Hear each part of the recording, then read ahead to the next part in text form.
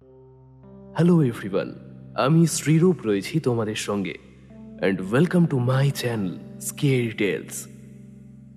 তোমাদের সকলের ভালোবাসায় ইতিমধ্যেই আমাদের স্কেরি টেলস এখন 1,00,000 সাবস্ক্রাইবার্সের পরিবারে পরিণত হয়েছে। আমরা যে আজকে 1,00,000 সাবস্ক্রাইবার্সের পরিবারে পরিণত হয়েছি, তার জন্য যদি কারোর সবচেয়ে বেশি কন্ট্রিবিউশন থেকে থাকে, তাহলে সেটা একমাত্র তোমাদের স্কেরি টেলসের প্রত্যেকজন লিসনাররা। তোমাদের ভালোবাসা, তোমাদের সাপোর্ট ছাড়া আজ এত দূর আসা স্কেরি টেলসের পক্ষে কখনোই সম্ভব হতো না। তাই আমাদের এই 100K সাবস্ক্রাইবার্স উদযাপন করার জন্য তোমাদের জন্য স্কেরি টেলসে আমি বেশ কিছু স্পেশাল প্রজেক্টস নিয়ে আসছি। স্কেরি টেলসে 100K স্পেশাল প্রজেক্টস হিসেবে তোমরা শুনবে মনীষ মুখোপাধ্যায়ের কলমে অমাবস্যা, ত্রিজিৎ করের কলমে দ্য রক, আকাশ গুহর কলমে বিন্দিয়া, কর্ণশীলের কলমে সুপ্ত কাশীর চন্দ্রকোষায়, দেবশ্রী ভট্টাচার্যের কলমে মরা খাকি চতুর্থ পর্ব এবং শুভজিৎ চক্রবর্তীর কলমে ভয়াল ভয়ঙ্কর তন্ত্র নির্ভর উপন্যাস আদিম শয়তানের জন্ম। এগুলির মধ্যে আজকে তোমাদের শোনাতে চলেছি সানডে সাসপেন্স খ্যাত প্রখ্যাত সাহিত্যিক মনীষ মুখোপাধ্যায়ের কলমে হাড় হিম করা গ্রাম বাংলার ভয়ের গল্প অমাবস্যা। গল্পটা অবশ্যই কিন্তু মন দিয়ে শোনো, আর গল্পের কোন অংশে তোমার সবচেয়ে বেশি ভয় লাগলো সেটা কমেন্ট করে আমাকে জানাও। এছাড়া স্কেরি টেলসে তোমার কোনো বিশেষ গল্প শোনার আবদার যদি থেকে থাকে, তাহলে অবশ্যই সেটাও কিন্তু কমেন্ট করে জানাও। আমি কিন্তু তোমাদের প্রত্যেকের কমেন্ট পড়ি এবং সেই সঙ্গে কিন্তু রিপ্লাইও দিই। তো আর বেশি না বকে শুরু করছি স্কেরি টেলসের বিশেষ গল্প মনীষ মুখোপাধ্যায়ের কলমে অমাবস্যা।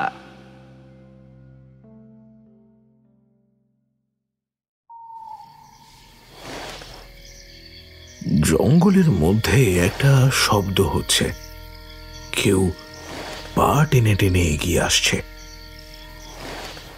একটানা হয়ে চলেছে শব্দটা। নবীন ওঝা কান খাড়া করে শুনল। শব্দের উৎস বুঝতে তার খুব একটা বেশি সময় লাগলো না। গাঁজার কলকিতে একটা মুখখান টান দিয়ে সে গলা চড়িয়ে জিজ্ঞেস করল, কে আসে রে? বাবা, বাবা আমি।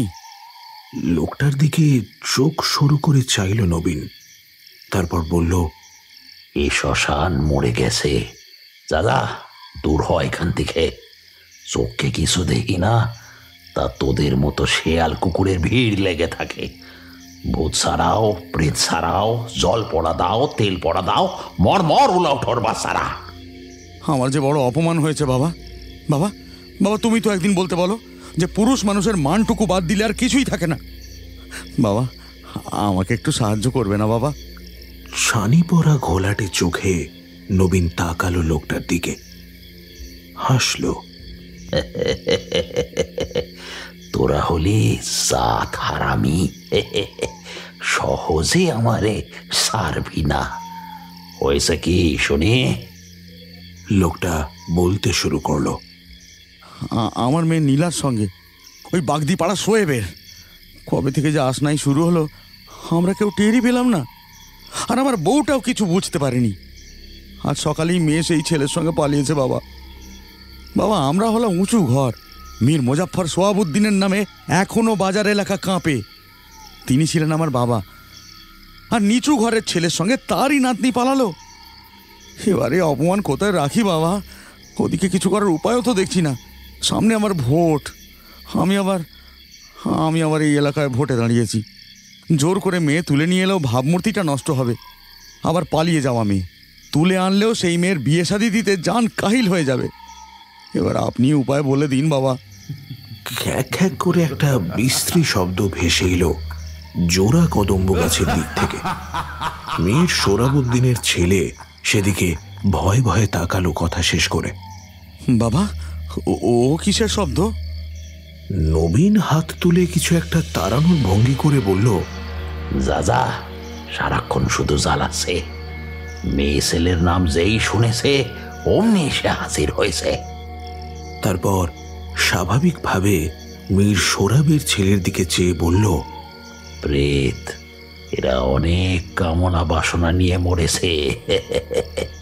তোদের গায়ে মানুষের রক্তের গন্ধ। তোর বাপ মীর সোহরাব ছিল এই প্রেতেদের থেকেও খারাপ। দিনে দুপুরে মানুষ মেরে খালে বিলে ভাসিয়ে দিত। তা কি চাস বল? মেয়ে ঘরে ফিরে আসুক সেটা চাস নাকি? না না, মেয়ে আর চাই না বাবা। বরং বরং এমন একটা কিছু করুন যাতে না আমার ভোটটা বেড়ে যায়। শোকার্ত মানুষকে জনগণ আবার ভোট বেশি দেয়। শয়তান, তাই যদি চাস তাহলে জামাই মেয়েকে ঘরে তুলে নে। ওদের ক্ষতি চাস কেন? আমার কাছে মানুষ আসে ক্ষতি করার জন্য। মেহরাব তারা ভরা আকাশের দিকে চেয়ে বলল, আমার আত্মায় লেগেছে বাবা। যাকে বুকে করে আগলে রাখলাম সেই কি নামে দাগা দিল। এই দুষ্টু গরুচ্ছে না, শূন্য গোয়াল অনেক ভালো। নবীন চোখ বুজে শুধু বলল, তুই ঘরে যা, কাজ হয়ে যাবে। তাহলে আসি বাবা, তুমি কিচ্ছু চিন্তা করো না বাবা। কাজ হলে না যা চাইবে তাই পাবে। মেহরাব চেয়ে থাকলো নবীনের দিকে। আর কথা বলল না নবীন। তাকে ওভাবে চুপ করে বসে থাকতে দেখে ভয় আর কথা বলতে পারল না মীর সোহরাবের ছেলে মেহরাব।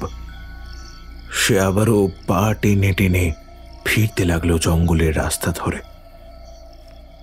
জঙ্গলের মধ্যে একটা ঠান্ডা হাওয়া ইতিউতি ঘুরে বেড়াচ্ছে। নানান রকমের শব্দ শোনা যাচ্ছে, যে শব্দ শুনলে সাহসী মানুষের বুকও কেঁপে ওঠে।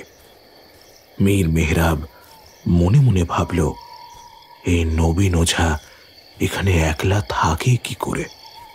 অবশ্য যে লোক ভূত পিশাচের সঙ্গে থাকতেই ভালোবাসে তার আর ভয় কিসের? দাঁতে দাঁত চিপল সে। এত আদর যত্নে যে মেয়েকে সে বড় করল সেই কিনা বংশের মান ডুবিয়ে দিল। ওই মেয়ের মরে যাওয়াই ভালো। সম্মানের আগে আর কিচ্ছু নেই।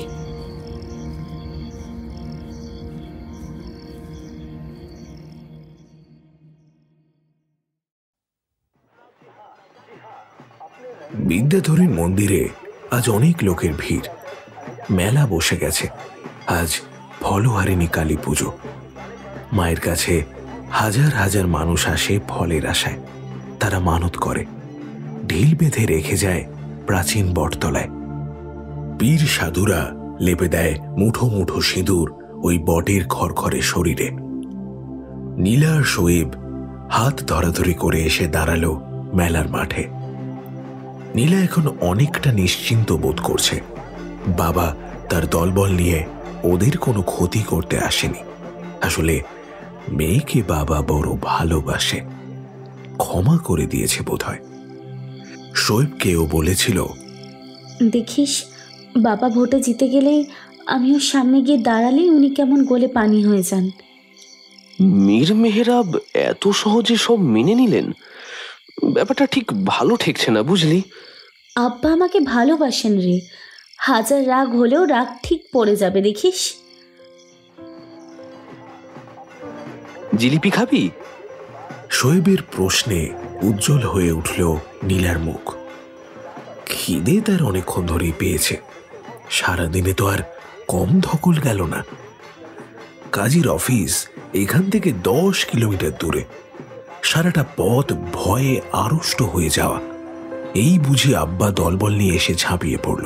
এই বুঝে রহিম মামা ছোড়া দিয়ে পেট ফাঁক করে দিল তার স্বামীর। তবে তেমন কিছুই হয়নি। যেটা হয়েছে সেটা হলো চিন্তার স্বাদীর দৌড়ঝাঁপে খাওয়া হয়নি কিছুই। মিষ্টি হেসে নীলা বলল, নিয়ে আয়। আর একটা কথা মনে রাখিস, কাল থেকে কিন্তু জোর কদমে পড়াশুনো করতে হবে। কাল থেকে ঘোরাঘুরি পুরো বন্ধ। শোয়েব হাত জোর করে বলল, জো হুকুম মেরি বেগম। কথা শেষ হওয়ার সঙ্গে সঙ্গে খিলখিল করে হেসে উঠল দুজনে। ওদের জীবনে এখন ভরা পূর্ণিমা, তার আলোতেই ওরা ভেসে যেতে চাইছে। কিন্তু আজ যে অমাবস্যা, তার কোনো প্রভাবই কিন্তু পড়ছে না ওদের ওপর। একটা বুড়ো বাবলা গাছের নিচে নীলাকে দাঁড় করিয়ে রেখে শোয়েব জিলিপি আনতে গেল। দোকানের সামনেটা খুব ভিড়, নীলা যেতে চাইল না ওর সঙ্গে। কাঠের নাগরদোলায় দুলছে কচি কাচারা। একদল নারী পুরুষ ভিড় করে এগিয়ে যাচ্ছে মন্দিরের দিকে। সবার হাতে সন্দেশের ডালা, বড় বড় জবার মালা 3 প্যাঁচ করে রাখা আছে ডালার ওপর। নকল বন্দুক নিয়ে রং বেরঙের বেলুন সাজিয়ে দাঁড়িয়ে আছে একটা লোক। সে কম বয়সী ছেলেদের হাত নেড়ে নেড়ে ডাকছে। হাজার মজার জায়গা এই মেলা। এসবই দূর থেকে দাঁড়িয়ে দেখছিল নীলা। মা বিদ্যেধরীর মন্দিরে সবাইকেই ঢুকতে দেওয়া হয়।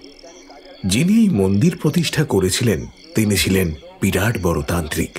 তিনি বলতেন, তন্ত্র আর তান্ত্রিক সমস্ত জাতপাতের উপরে। না তন্ত্রের কোনো জাত আছে, নাই বা তান্ত্রিকের। এই নীলা। নীলা চমকে উঠল। ও ঠিক শুনল তো, দাদি ডাকলো মনে হলো। অবিকল দাদির গলা। এই পৃথিবীতে ওকে যে সবচেয়ে বেশি ভালোবাসে সে হলো ওর দাদি। নাতনি পালিয়েছে, তাই বুড়িরও বোধহয় খুব মন খারাপ ছিল। বুড়ি ঠিক খুঁজে খুঁজে এখানে চলে এসেছে। ডাকটা ভেসে এসেছে নীলার পিছন দিক থেকে। ও পিছন ফিরে তাকালো, কিন্তু আশ্চর্যের ব্যাপার, মেলার এত হইচই, এত হট্টগোল যেন বাবলা গাছের পিছন দিকের নিস্তব্ধতাকে বিন্দুমাত্র স্পর্শ করতে পারেনি। ভীষণ চুপচাপ আর অন্ধকার সেই জায়গাটা। মেলার মাঠের আলো যেন ওই বাবলা গাছ অব্দি এসেই থেমে গেছে। এমন নিশ্ছিদ্র অন্ধকার নীলা আগে কখনো দেখেনি। বাবলা গাছ পার করে সে কয়েক পা এগিয়ে গেল অন্ধকারের দিকে। জায়গাটা জঙ্গলে। কর কর কর কর একটা চাপা শব্দ জঙ্গলের একদিক থেকে অন্য দিকে ভেসে গেল। ভয় পেল নীলা। সে চাপা স্বরে জিজ্ঞেস করল, কে? দিদা নাকি? আবার শোনা গেল সেই করকরে শব্দটা। গাটা কেমন যেন ছমছম করে উঠল নীলার। আর এগোনোটা কি ঠিক হবে নাকি না সে বুঝতে পারল না। ফিরে যাওয়াই ভালো। ওদিকে শোয়েব হয়তো জিলাপি নিয়ে ফিরে এসেছে এতক্ষণে। ফিরে আসার জন্য নীলা পিছন ফিরে তাকাতেই আবার শোনা গেল, এই নীলা। নীলা আবার দাঁড়িয়ে পড়ল। দাদি কি তার সঙ্গে মশকরা করছে?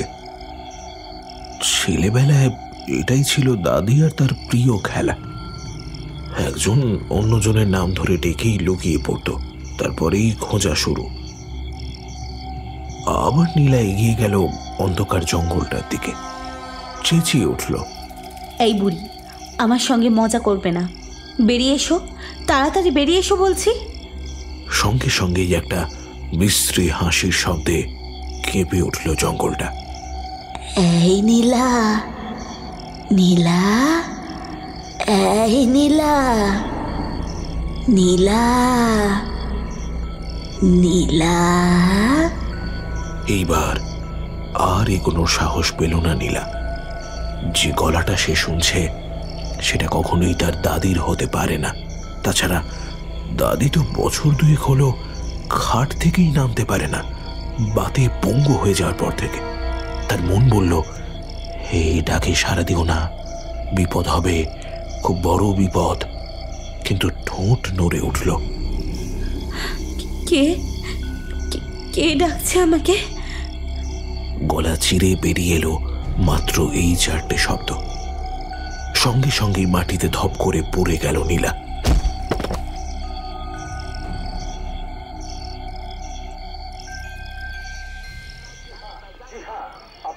নীলা, নীলা, নীলা, ও নীলা!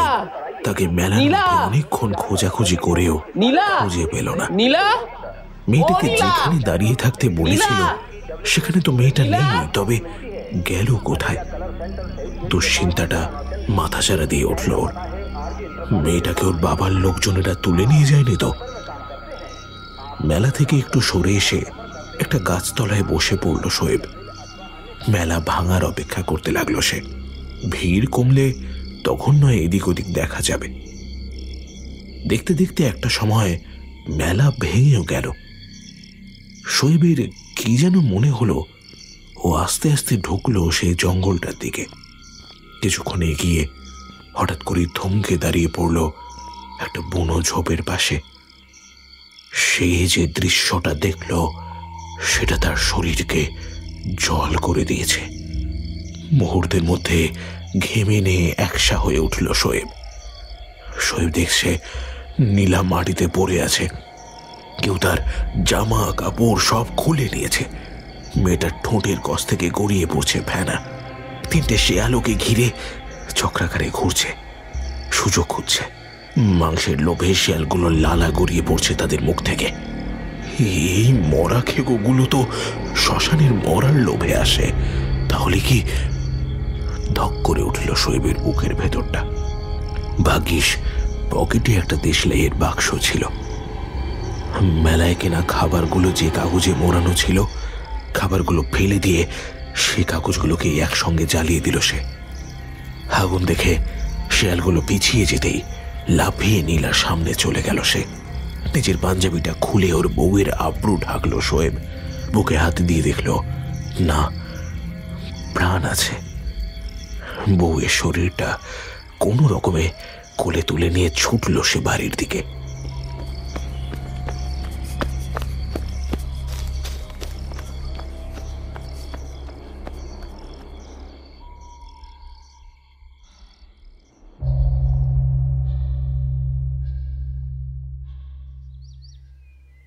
নবীন ওঝার মুখ্য মার কখনো খালি যায় না। ও তোমার মেয়ের পেছনে পিশাচ চালিয়েছে। হাসান মাথা নিচু করে বলল কথাগুলো। মীর মেহরাবকে কিছুটা চিন্তিত দেখালো, কিন্তু সেটা সে প্রকাশ করল না। এখন শক্ত থাকার সময়। কঠিন একটা সিদ্ধান্ত নিয়েছিল বলেই সে নবীনের কাছে ছুটে গেছিল। পরিণতি যে ভয়ঙ্কর হবে এটা সে জানতই। সে শুধুমাত্র চাপা গলায় হাসানকে উদ্দেশ্য করে বলল, এইসব কথা নীলার মা বা দাদিকে একদম বলবি না। ওরা শুনলেই আবার ঝামেলা বাঁধাবে। শোন, তুই বরং রহিমকে একবার ডাক। হাসান আর দেরি না করে ঘর ছেড়ে বেরিয়ে গেল। বাড়ি থেকে অদূরেই রহিমের একটা ফার্ম আছে। হাঁস, মুরগি, ছাগল এ সমস্ত পোষা হয় সেখানে। দরকারি সাপ্লাইও করা হয়। আজ বোধহয় কোথাও থেকে অর্ডার এসেছে। হাসান ফার্মে ঢুকেই দেখল রহিম পায়ের তলায় চেপে ধরেছে একটা মুরগিকে আর চপারের পোছে নামিয়ে দিচ্ছে তার গলা। তারপরেই তাচ্ছিল্যের সঙ্গে সেটা ছুঁড়ে দিচ্ছে ওর সহকারী রেহানের দিকে। রেহান সেগুলোর যত্ন করে ছাল ছাড়াচ্ছে। এই রহিম, তোকে মেহের মিয়া ডাকছে। হাসানের কথা কানে যেতেই মাথা তুলে তাকালো রহিম। ওর পায়ের নিচে থরথর করে কাঁপছে একটা গলা কাটা মুরগি। রহিম বিরক্ত হলো কিছুটা। আজকাল আর ওর মেহরাবের কাজ করতে ভালো লাগে না। একসময় দুজনে খুব বন্ধু ছিল। এখন ঠিক ওরা শত্রু নয়, তবে মেহরাবকে পশু মনে করে রহিম। ওদের পরিবারের ওপর সোহরাবুদ্দিনের দয়া না থাকলে আজ নির্ঘাতও বলতো হাসান যেন ফিরে যায়। বলল না। চপারটা মাটিতে নামিয়ে রেখে রহিম রেহানকে বলল, এই শোন, বাকি মালগুলো কাট, আমি আসছি 5 মিনিটে। তারপরেই বেরিয়ে এলো হাসানের সঙ্গে। রহিম মেহরাবের ঘরে ঢুকে দেখল ও মাথায় হাত দিয়ে বসে রয়েছে। নিশ্চয়ই কোনো চিন্তায় আছে ওর ছেলেবেলার বন্ধু, বাচপান কা দোস্ত। সে জিজ্ঞেস করলো, কিরে, কি হয়েছে? দোস্ত দেখ, তোকে আমার মেয়ে মামা বলে, চাচা বলে না। ওর মা আর দাদির পরে ও তোকে সবচেয়ে বেশি ভালোবাসে। সেই মেয়েকে নিয়ে করিম মোল্লার বাচ্চা শোয়েব বেটা আজ ভেঙে গেছে। তোকে কিন্তু এর শোধ নিতে হবে। বেটি কি ওকে ভালোবাসত? পাল্টা প্রশ্ন করলো রহিম। হ্যাঁ, ওইটুকুনি মেয়ে দুনিয়াদারির কি বোঝে রে রহিম? হ্যাঁ, প্যার, মোহব্বত, ভালোবাসা এসব সাময়িক জিনিস, সব বেমানান এই দুনিয়ায়।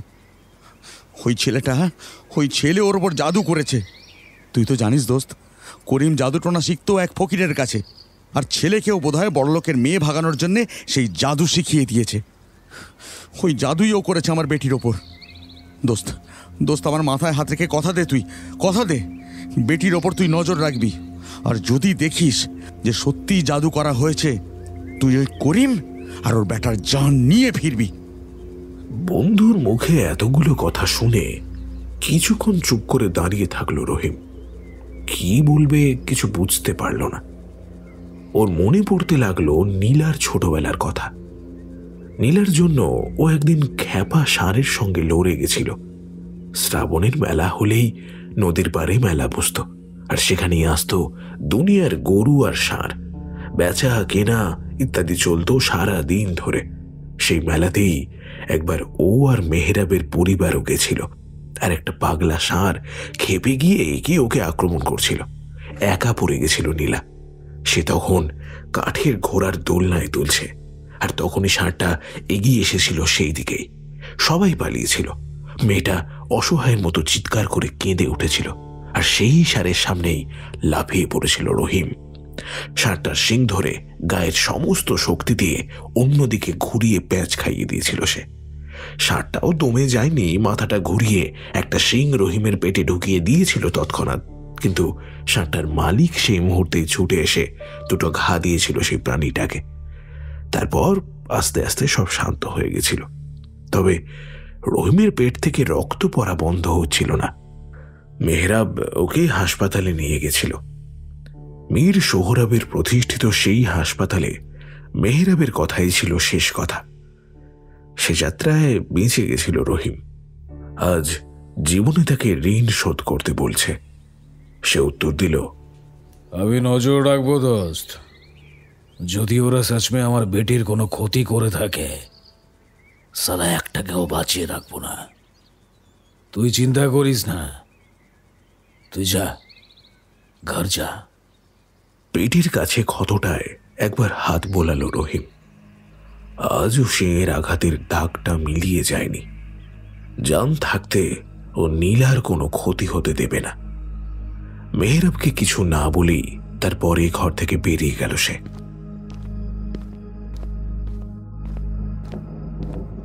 আকাশের গায়ে রং মশালের খেলা লেগেছে। রাতের দিকে একটা ঝড় বৃষ্টি হবে।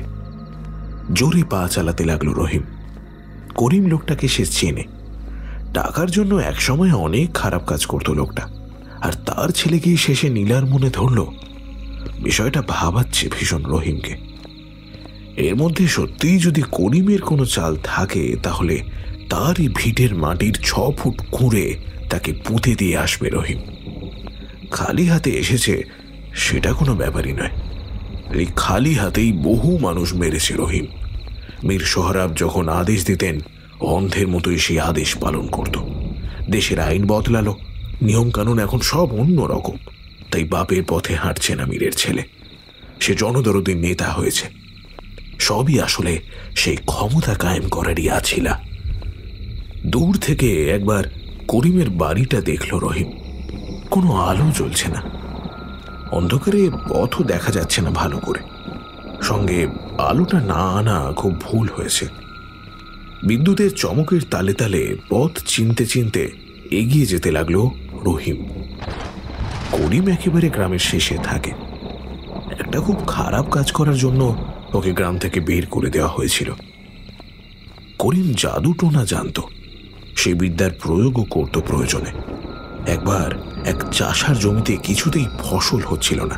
সেই দুঃখী চাষি করিমের পায়ে এসে পড়ে। যদি টুকটাক করে কিছু ফল হয়। করিম তাকে দিয়েছিল সাংঘাতিক এক বিধান।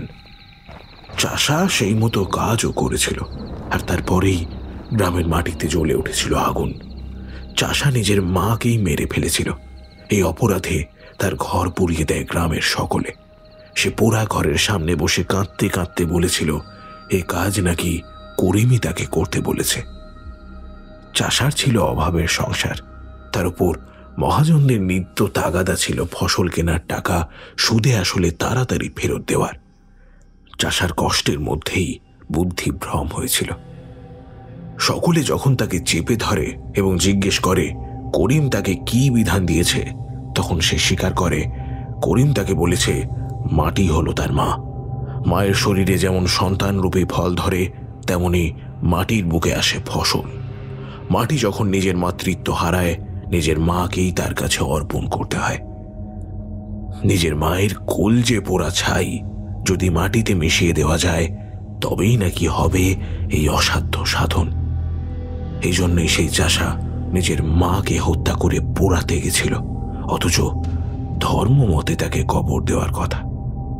এতেই সন্দেহ হয় গ্রামবাসীর। করিমের বাড়ির একেবারে কাছাকাছি চলে এলো রহিম। অন্ধকার যেন আরো ঘনীভূত। মৃদু হাওয়ায় দুলছে শুধু বাড়ির আশেপাশের গাছগুলো। তাদেরও ঠিক চোখে দেখা যাচ্ছে না, শব্দ শুনে যেটুকু ঠাউর করা যাচ্ছে। দরজার কাছে এসে দাঁড়ালো রহিম, যদি ভেতরে তার নীলার কণ্ঠস্বর শোনা যায়। সেটুকু কানে এলেই ও বুঝতে পারবে ওর বেটি কেমন আছে। দরজার কাছে দাঁড়িয়েও রহিমের মনে হলো ভেতরে কেউ নেই। এত নিস্তব্ধ কেন? অথচ দিন কয়েক আগেও যখন এখান থেকেও বাড়ি ফিরছিল, করিমের ঘরে আলো জ্বলছিল। ছেঁড়া ছেঁড়া কথা শোনা যাচ্ছিল করিম আর তার বউয়ের। সাহস করে দরজায় হালকা একটা ঠেলা দিল রহিম, যদিও ওর সাহসের দরকার পড়ে না। ওর নাম শুনলেই এই গ্রামের সকলেই মাথা নিচু করে চলে যায়। দরজাটা খুলে যেতেই অবাক হলো রহিম। ঘরের মধ্যে আলকাতরা ঢেলে রেখেছে যেন কেউ। ও গলা তুলে শব্দ করল, করিম, করিম, আছিস নাকি? এই নীলা, নীলা, আমি মামা। কোনো উত্তর পাওয়া গেল না। বাইরে বৃষ্টি নামলো তখনই, আর একটা শব্দ করে বাজ পড়ল সঙ্গে সঙ্গে। সেই বিজলির আলোয় ঘরের যতটুকু দেখা গেল সবটাই ফাঁকা। এরা কি তাহলে পালিয়েছে সবাই মিলে? মীর মেহরাবের মেয়েকে তুলে এনে বিয়ে করেছে করিমের ছেলে, সেই ভয়ে কি সবাই ভেগে গেছে? কথাটা মাথায় এলো রহিমের। বিদ্যুতের ওই আলোতে একটা কাজের জিনিস দেখতে পেয়েছে সে। ওর পাশেই একটা তাকে রাখা রয়েছে একটা দেশলাইয়ের বাক্স। সেটা অন্ধকারের মধ্যে হাতে তুলে নিল সে। হাওয়া আড়াল করে খুব সাবধানে সেটা জ্বালিয়ে পাশের ঘরে এগিয়ে গেল। সেই ঘরে ঢুকে অতি সাহসী রহিমেরও ভয়ে বুক শুকিয়ে গেল। ও পিছন করে দৌড়ে বেরিয়ে এলো বাইরে। এই ঘরে আর কিছুক্ষণ থাকলেই বিপদ হবে। যে অপরাধ সে করেনি তারই বোঝা ওর ঘাড়ে এসে চাপবে। অন্ধকার জঙ্গলে পথ দিয়ে অনেকটা দৌড়ে এসে একটা গাছতলায় দাঁড়িয়ে রহিম হাঁপাতে লাগলো। এ অন্ধকারে অনেকবার দৌড়াতে গিয়ে হোঁচট খেয়েছে সে। একবার পড়েও গেছিল। পায়ের কাছে নিশ্চয়ই কোথাও কাঁচা ছাল উঠে গেছে, না হলে এত জ্বালা করবার কথা নয়। গাছের তলায় বসে সে ভাবতে লাগলো ঘরের মধ্যে কি দেখেছে সে।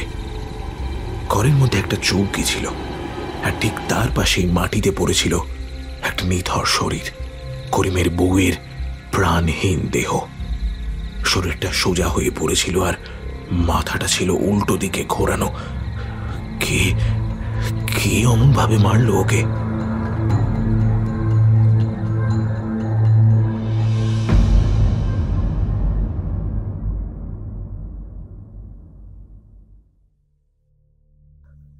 বাপের সংসার থেকে অনেকদিন আগেই বেরিয়ে এসেছে শোয়েব। লোকটা ওর পড়ালেখা বন্ধ করে দিয়েছিল অনেক আগেই, অথচ সে পড়তে চেয়েছিল। নীলার সঙ্গে আলাপ হওয়ার পরে নতুন একটা জীবনের স্বপ্ন দেখেছিল। কোনো রকমে ওর বাড়িতে রাত কেটে যাচ্ছিল। চালের গোলায় বা ডালের মিলে শুয়ে দিন পার হয়ে যাচ্ছিল। মাঝে এসে পড়ল নীলা। একটা মেয়েকে তো আর বিয়ে করে ডালের মিলে নিয়ে তোলা যায় না, তাই জন্যই দর্জিপাড়ায় রহমান দর্জির একতলার একটা ঘর ভাড়া নিয়েছে সে নতুন বউকে এনে রাখবে বলে। এই ঘরটা বড় সুন্দর করে সাজিয়েছিল শোয়েব, অথচ এখন বিয়ের প্রথম দিনেই যেন ওর জীবনে সত্যিই অমাবস্যার আঁধার নেমে এসেছে। জ্বরে গা পুড়ে যাচ্ছে নীলার। থেকে থেকেই মৃগী রোগীর মতো কেমন যেন হাত পা বেঁকিয়ে কাঠ হয়ে যাচ্ছে। কখনো কখনো শরীর একেবারে স্থির হয়ে আসছে, মনে হচ্ছে যেন আর প্রাণ নেই। ডাক্তার ডাকা হয়েছিল, তিনি ইঞ্জেকশনও দিয়ে গেছেন। বলেছেন অনেক দিন পর এপিলেপটিক অ্যাটাক হয়েছে, আজ রাতটা সাবধানে রাখতে হবে। অথচ এই 3 বছরে শোয়েব কখনো নীলার মুখে এমন শোনেনি যে ওর মৃগী আছে। নীলার পাশে বসে ওর মাথায় জলপট্টি দিতে লাগলো শোয়েব। মনে মনে আল্লাহকে স্মরণ করতে লাগলো। নীলা জ্বরের ঘরে কিছু একটা বিড় করে যাচ্ছে। শোনার চেষ্টা করলো শোয়েব, কিন্তু কিছুই বুঝতে পারল না। কারো সঙ্গে যেন ঝগড়া করছে মেয়েটা। শোয়েবের একসময় ঘুম এসে গেল। ঘুমিয়ে পড়ল সে আস্তে আস্তে।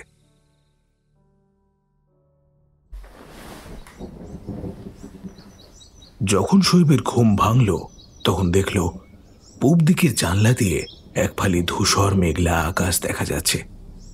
নীলা ওর খাটে নেই। শোয়েবের চিন্তা হলো। সে দৌড়ে ঘর থেকে বেরোতেই দেখতে পেল নীলা একটা আকাশি রঙের শাড়ি পরে হাতে 2 কাপ চা নিয়ে এগিয়ে আসছে। তাকে বেশ স্নিগ্ধ দেখাচ্ছে।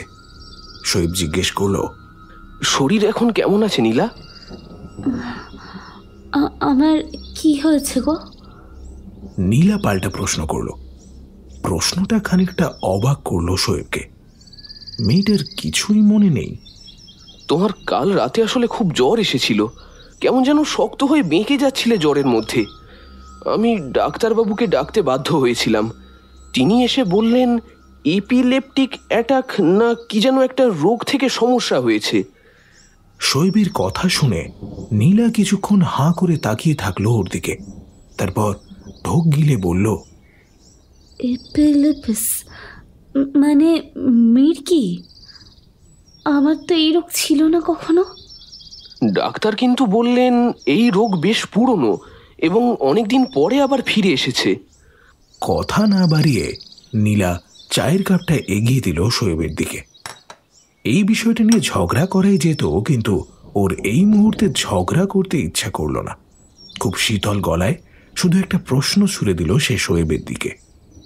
আচ্ছা, এটা যদি পুরনো রোগও হয়ে থাকে তবে কি তুমি আমায় ছেড়ে দেবে? শোয়েব যেন ধাক্কা খেল। ওর এভাবে নীলার সঙ্গে কথা বলা ঠিক হয়নি।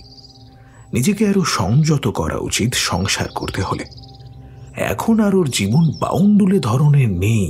তাছাড়া নীলাও তো ওর জন্য নিজের আরামের ঘর ছেড়ে বেরিয়ে এসেছে। কোথায় একটা নেতার মেয়ে আর কোথায় এক গ্রাম থেকে বিতাড়িত পরিবারের ছেলে। শোয়েব কথা ঘুরিয়ে বলল, ক্লাস 8 থেকে আবার পড়া শুরু করব। তোমার জন্যই আবার পড়া শুরু করার সুযোগ পাচ্ছি নীলা। বীরেন মাস্টার বলেছেন আমি বাড়িতে পড়েই পরীক্ষা দিতে পারবো। তুমি শুধু আমাকে একটু পড়াটা দেখিয়ে দিও। শোয়েব পড়তে চাইছে শুনে নীলার মনটা ভালো হলো। এক নিমেষেই সব রাগ যেন গলে জল হয়ে এলো। সে বলল, দেখি বইগুলো নিয়ে এসো, খাতা থাকলে সেগুলোও নিয়ে আসবে। শোয়েব বই আনতে চলে যেতেই নীলার মাথায় আবার এসে ধাক্কা মারল কথাটা। একটু আগেই যেটা শোয়েব বলেছে, ডাক্তারবাবু যেটা বলে গেছেন, ওর কি কখনো মৃগী রোগ ছিল? মনে করার চেষ্টা করল। না, হতেই পারে না। যদি থাকতো তাহলে সহজেই মনে পড়ত, কারণ এটা তো আর জ্বর বা সর্দির মতো সামান্য কোনো রোগ নয়, নার্ভের অসুখ। অনেক ছোটবেলার কথা নীলা মনে করতে পারল না। সে সময় যদি থেকে থাকে তাহলে আলাদা কথা, তবে তার পরের কোনো ঘটনা তার মনে নেই। শোয়েব বই খাতা নিয়ে নীলার সামনে এসে বসে পড়ল। তারপরেই বলল, নীলা, আমাকে আজ তাড়াতাড়ি বেরোতে হবে। আসলে ডালের মিলে কাজ আছে। আমি দুপুরের মধ্যেই ফিরে আসব। ইসমাইল কাকার হোটেল থেকে আমি খাবার নিয়ে আসব। কাল থেকে এখানে রান্না বান্না করলেই হলো। তোমাকে আর হাত পুড়িয়ে রান্না করতে হবে না। তোমার তো কয়েক মাস পরেই 12 ক্লাসের ফাইনাল। তুমি মন দিয়ে পড়ো, আমি সকালে রান্না করে রেখে দেব। নীলা হেসে শোয়েবের চুলের ঝুঁটি নাড়িয়ে দিয়ে বলল, আমি রান্না করতেও পারি না। তাহলে তো বিয়ে শাদি করাটা ঠিক হলো না। বোকা বোকা মুখ করে বলল শোয়েব। এ কথা শুনে নীলা হেসে ফেলল। হাসল শোয়েবও।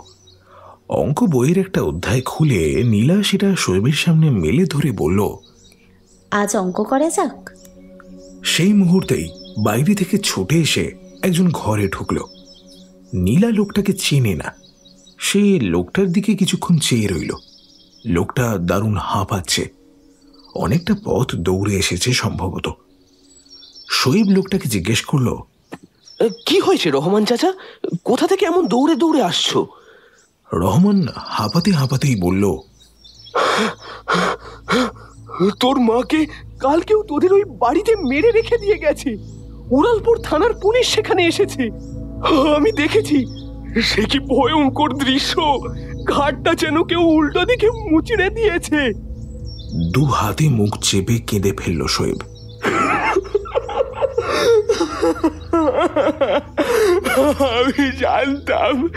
আমি জানতাম ওই লোকটার সঙ্গে থাকলে আমার মায়ের ঠিক এই পরিণতি হবে।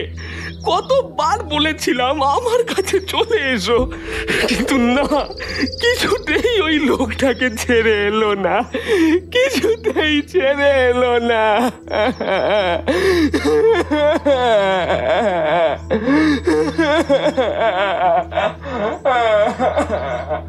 মন শক্ত কর শোয়েব, মন শক্ত কর। আমার সঙ্গে চল, পুলিশ তোকে খুঁজছে। আমি বললাম তুই এখন আমার ঘরে ভাড়া থাকিস, তাই তোকে সঙ্গে নিয়ে যেতে বলল পুলিশ। আমি যাব? জিজ্ঞেস করল নীলা। শোয়েব নীলার মাথায় হাত রেখে নিজের চোখের জল মুছতে মুছতে বলল, তোমাকে আর যেতে হবে না। তোমার শরীর তো এমনিও ভালো নেই। আমি গিয়ে দেখে আসছি কি হয়েছে। রহমান আর শোয়েব বেরিয়ে গেল।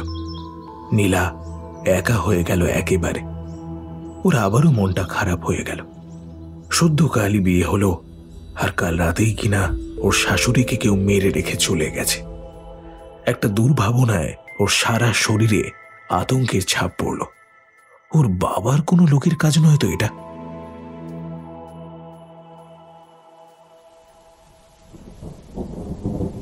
বেলা পড়ে আসছে। কাল থেকে যে বৃষ্টি শুরু হয়েছে তা এখনো থামেনি। মিস্ত্রি একটা একঘেয়ে টিপটিপে বৃষ্টি হয়েই চলেছে। বেলা বাড়ার সঙ্গে সঙ্গে আবার যেন সব অন্ধকার হয়ে এলো। জোরে বৃষ্টি আসবে মনে হচ্ছে। নীলা খাটে শুয়েছিল। ওর খিদে পাচ্ছে, কিন্তু ঘরে খাওয়ার কিছুই নেই। তখনই ঝেপে বৃষ্টি নামল। পূর্ব দিকের জানলা দিয়ে হু হু করে বৃষ্টির ছাঁট আসতে লাগলো ঘরের ভেতর। নীলা উঠে গিয়ে জানলা বন্ধ করতেই যাবে, হঠাৎ ওর মনে হলো পেছনে কেউ দাঁড়িয়ে রয়েছে। পচে একটা গন্ধে ঘর ভরে উঠেছে। ভয়ে বুক শুকিয়ে গেল নীলার। জানলা আর বন্ধ করতে পারল না সে।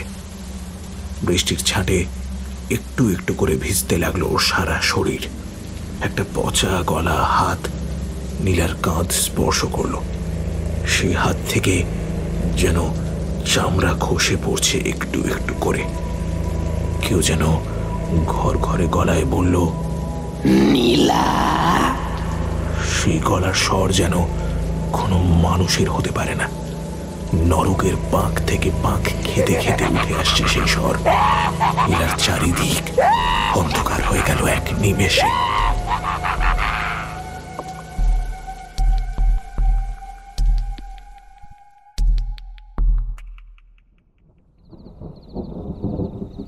থানা থেকে ফিরতে ফিরতে অনেকটা রাত হলো শোয়েবের। তার মায়ের মৃতদেহ নিয়ে যাওয়া হয়েছে শহরের মর্গে। আজ এর মৃতদেহ ছাড়েনি পুলিশ থেকে।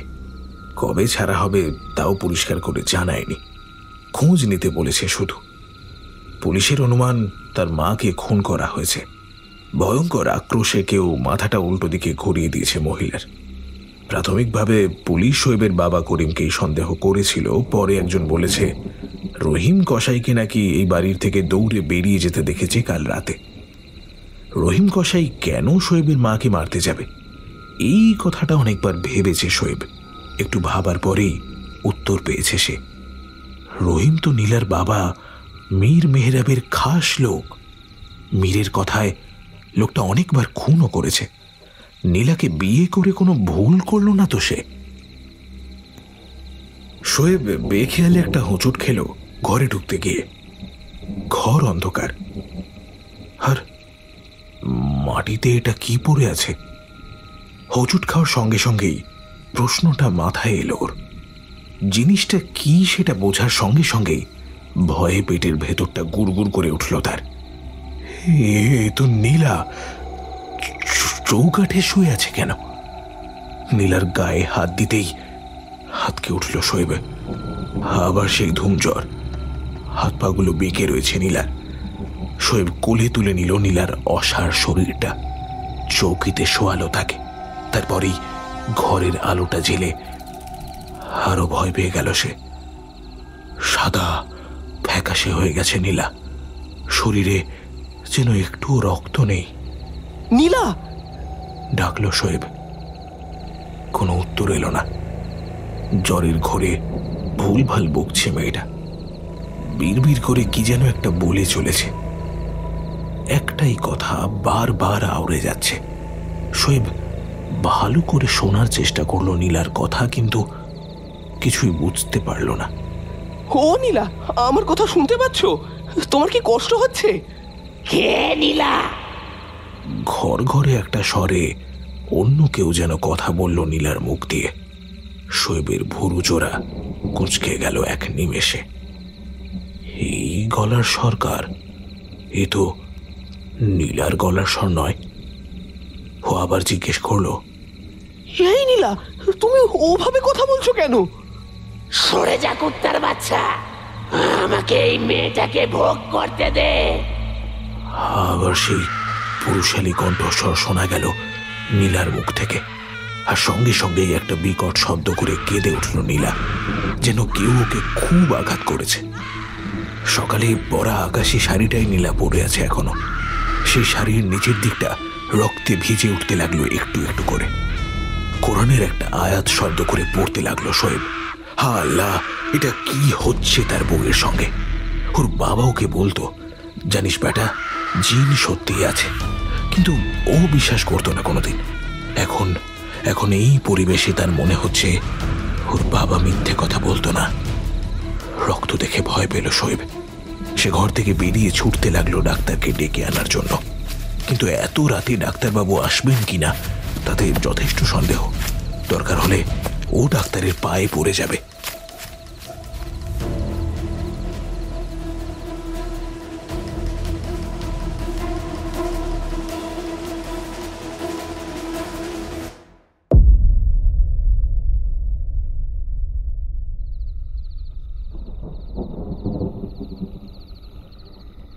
ডাক্তার মল্লিক শোয়েবকে ঘরের ভেতরে ডাকলেন। এতক্ষণ কিছু পরীক্ষা নিরীক্ষা করার জন্য ওকে ঘরের বাইরে দাঁড়াতে বলেছিলেন। শোয়েব ঘরে ঢুকতেই ভৎসনা দৃষ্টিতে ওর দিকে তাকিয়ে ডাক্তার মল্লিক গলাটা একেবারে খাদে নামিয়ে বললেন, এইভাবে কেউ সঙ্গম করে? তুমি কি একেবারেই কিছু জানো না নাকি? হ্যাঁ, ও গভীরভাবে ব্যথা পেয়েছে। আগামী 1 সপ্তাহ তোমরা কোনোভাবেই মিলিত হবে না। এতে কিন্তু বিপত্তি আরো বাড়বে, আরো ব্লিডিং হতে পারে। খেয়াল রেখো ব্যাপারটা। যদিও তোমার বউ বলেছে যে তুমি জোর করে কিছুই করোনি, মনে হচ্ছে বিষয়টা প্রথমবার ঘটেছে বলে তুমি ঠিক বুঝতে পারোনি। ও বললো এই কথা? শোয়েব ডাক্তার মল্লিকের দিকে চেয়ে রইল প্রশ্ন করে। সেই প্রশ্নের উত্তর না দিয়ে ডাক্তার মল্লিক বললেন, একটা ওষুধ লিখেছি আর একটা মলম, কাল সকালে দোকান খুললে নিয়ে আসবে। এখন আমি আসি। কথা শেষ করেই তিনি হনহন করে বেরিয়ে গেলেন। ফিজের কথা কিছু বললেনই না। শোয়েব ঘরে ঢুকে দেখল নীলা বালিশে মাথা গুজে কাঁদছে। সে নীলার পিঠে হাত রাখল, কিন্তু নীলা মুখ ফেরালো না। মুখ না ফিরিয়ে সে ফোঁপাতে লাগলো। শোয়েব তার পিঠে হাত বোলাতে লাগলো। নীলা কাঁদতে কাঁদতেই বলল, কাল আমি কিচ্ছু বুঝিনি জানো, কিন্তু আজ বুঝতে পারছি একটা নোংরা লোক আমাকে ছুটছে। কাল জঙ্গলে ওই লোকটাই আমার। আর কোনো কথা বলতে পারল না সে। কান্নায় ওর গলা বুঝে এলো। শোয়েবের মনে হচ্ছে যা ঘটছে তা কোনো সাধারণ মানুষের কর্ম নয়। তাও সে নীলাকে জিজ্ঞেস করল, কোন লোকটা নীলা? তাকে কেমন দেখতে? নীলা তাকালো শোয়েবের দিকে। সে দৃষ্টিতে যেন সকালের সেই স্নিগ্ধতা আর নেই। এ যেন মরা মানুষের চোখ। নীলা যেন কিছুকে ভয় পাচ্ছে। গলা নামিয়ে সে বলল, একটা বিভৎস চেহারার লোক। তার শরীরে কোনো কাপড় চোপড় নেই। কোন রোগে যেন তার শরীর থেকে মাংস গলে গলে পড়ছে। তার গা থেকে বেরোচ্ছে বাসি পচা মরার গন্ধ। আমাকে সে জোর করে আদর করতে চাইছে। আমার শরীরের ওপর জোর করে। নীলার ঠোঁটে হাত রাখলো শোয়েব। আর কিচ্ছু বলতে হবে না তোমাকে। আমি বুঝেছি নীলা, সব বুঝেছি। নিজের আব্রু, নিজের লজ্জার কারণে তুমি মল্লিক ডাক্তারকে আমাদের মিলনের কথাটা বলেছ। আচ্ছা নীলা, বলো তো, সেই লোকটা কি এখনো এই ঘরেই আছে? নীলাও হ্যাঁ সূচক মাথা নাড়ল। শোয়েব খানিকটা স্তম্ভিত হয়ে গেল। সে আর নীলা ছাড়া এই ঘরে আর কেউই নেই। সে আবার প্রশ্ন করল, লোকটা কোথায় নীলা? নীলা ঘরের দক্ষিণ দিকে আঙুল তুলে দেখালো। বুকের ভেতরটা ধরাস করে উঠল শোয়েবের। সেদিকে কেউ নেই, শুধুই দেওয়াল বেয়ে একটা বিশাল আকারের কালো মিশমিশে টিকটিকি অন্যদিকে চলে যাচ্ছে। এই কালো টিকটিকিগুলোকে মোটেই সহ্য করতে পারতো না ওর বাবা। করিম বলতো, ওরা ভালো না রে, একদম ভালো না। ওদের আনাগোনা আজরাইলের আগমন নির্দেশ করে। নীলা একসময় অনেক কষ্টে ঘুমিয়ে পড়ল। শোয়েবের কিছুতেই আর ঘুম আসতে চাইল না। মায়ের শরীরটা থেকে থেকে ওর চোখের সামনে ভাসতে লাগলো। ওভাবে কেউ কাউকে মারতে পারে? কোনো মানুষ ওভাবে মানুষকে খুন করতে পারে? মায়ের ওই বিভৎস চেহারাটা মিলিয়ে যেতে না যেতেই নীলার ওই পুরুষালী গলার স্বর যেন কানের পর্দায় এসে আবারও আঘাত করল।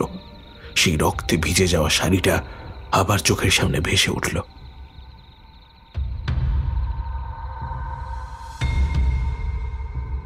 মৌমাছির চাকে কখনো ঢিল মারতে নেই, বুঝলি রে বাপ।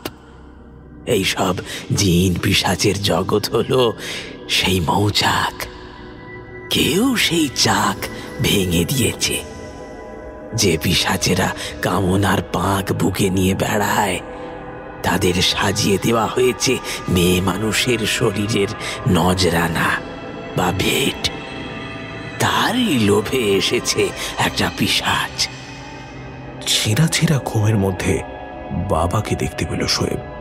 ওর বাবা একটা পুকুর পাড়ে দাঁড়িয়ে এই কথাগুলো ওকে বলছে। শোয়েব তার বাবাকে জিজ্ঞেস করল, তুমি কোথায় বাবা? সুন্দর করে হাসল করিম। বলল, আমি এখন এই পুকুর পাড়েই আছি, ফেরত কাটান করছি। যে এই পিশাচকে আমাদের পরিবারটাকে বরবাদ করে দেওয়ার জন্য পাঠিয়েছে, মন্ত্রের জোরে তারই পরিবারে আমি একে পাঠাবো। করিমের সঙ্গে খেলা একেবারে বের করে দেব। হঠাৎ একটা শব্দে ঘুম ভেঙে গেল শোয়েবের। ঘরের দেওয়ালে খচখচ করে একটা গা শিরশির করা শব্দ হচ্ছে। চোখ খুলতেই নিঃশ্বাস বন্ধ হয়ে এলো। শোয়েব দেখল আবার হাত পা বেঁকে গেছে নীলার। ও সেই বেঁকে যাওয়া হাতের দেওয়ালে আঁচড় কাটছে। শক্ত দেওয়ালে ঘষা লেগে আঙুলের সব নখ উঠে গেছে নীলার। সেখান থেকে রক্ত বেরোচ্ছে, অথচ মেয়েটার কোনো ভাবান্তর নেই। শোয়েব লাফিয়ে নামলো চৌকি থেকে, তারপর দৌড়ে গিয়ে নীলাকে সরিয়ে নিল দেয়ালের কাছ থেকে। তাকে চৌকিতে নিয়ে গিয়ে বসালো। নীলা ঘোলাটে চোখে চেয়ে রইল শোয়েবের দিকে। অনেকক্ষণ ধরে তাকিয়ে রইল। সেই দৃষ্টি যেন বেশিক্ষণ সহ্য করা যায় না। শোয়েব একটা শুকনো কাপড় চেপে ধরে আঙুল থেকে গড়িয়ে পড়া রক্ত বন্ধ করার চেষ্টা করলো। কি হয়েছে নীলা? খুব ব্যথা করছে? নীলা কোনো উত্তর দিল না শোয়েবের প্রশ্নের। হঠাৎই ঘর কাঁপিয়ে পুরুষালী পৈশাচিক গলায় এসে উঠল সে।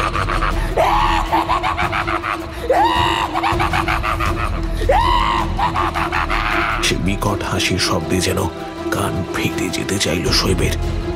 সেই আয়াতটা আবারও পড়তে লাগলো সে মনে মনে।